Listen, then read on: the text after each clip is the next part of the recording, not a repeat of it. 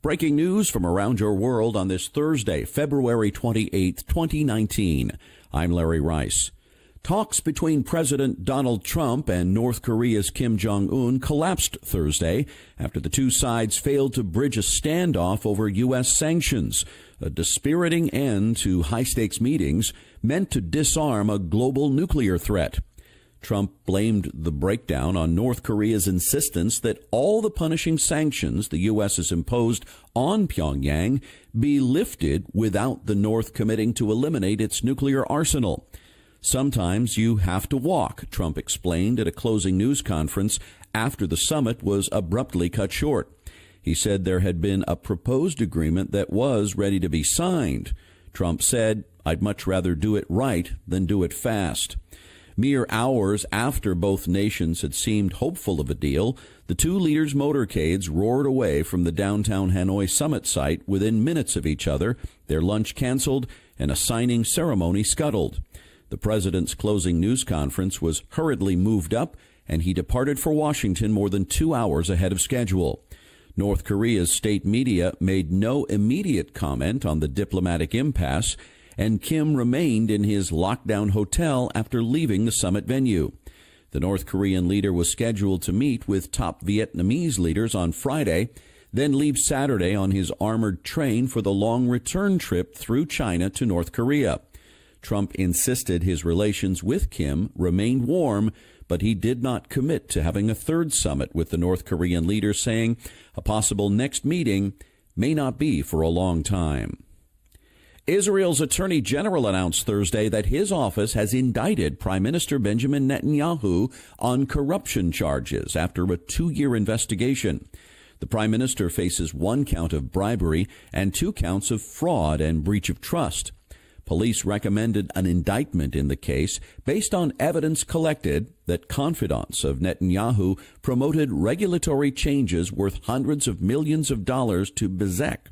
In exchange, they believe Netanyahu used his connections with Elovich to receive positive press coverage on Bezek's popular subsidiary news site, Walla. Police have said their investigation concluded that Netanyahu and Elovich engaged in a bribe-based relationship. Police have previously recommended indicting Netanyahu on corruption charges in 2 other cases. One involves accepting gifts from billionaire friends, and the second revolves around alleged offers of advantageous legislation for a major newspaper in return for favorable coverage. Netanyahu, who is 69 and serving his 3rd consecutive term as prime minister and his 4th overall, has repeatedly denied any wrongdoing and called the various allegations against him a witch hunt aimed at removing him from office. The indictment marks the first time in Israeli history that a sitting prime minister has been charged with a crime. Canadian Prime Minister Justin Trudeau has denied wrongdoing after he tried to shield one of that country's biggest firms from a corruption trial. Trudeau said any lobbying by him or his inner circle for engineering giant SNC-Lavalin was done to protect jobs. In explosive testimony, ex-Justice Minister Jody Wilson-Raybould said she faced sustained pressure to abandon prosecution of the Quebec-based firm. Wilson-Raybould told the Justice Committee Wednesday she had faced attempts at interference and veiled threats from top government officials seeking a legal favor for the Montreal construction firm. Opposition Conservatives are calling on the Liberal Prime Minister to resign and are also demanding a public inquiry following Wilson-Raybould's testimony Wednesday before the Commons Justice Committee in Ottawa. Speaking to reporters Thursday morning, Trudeau said he disagreed with her characterization of events and maintained his staff followed the rules. Speaking to journalists in Montreal Thursday, the Prime Minister said he had full confidence in an inquiry by a parliamentary justice committee into the affair and in an investigation by the Federal Ethics Commissioner, and would fully participate in that process. 2 towns in Northern California's winemaking region have been turned into virtual islands by record-breaking floodwaters. More than 3,000 people have fled their homes and 2,000 businesses have been flooded after heavy rains swelled a river in Northern California. The towns of Monte Rio and Gurneyville are currently only accessible by boat. Forecasters said the heaviest storm of the winter season dumped about 20 inches of rain in Snohomish County in just 3 days. Authorities said floodwater levels haven't been this high in 25 years, and it's forced about 3,500 people to flee to higher ground.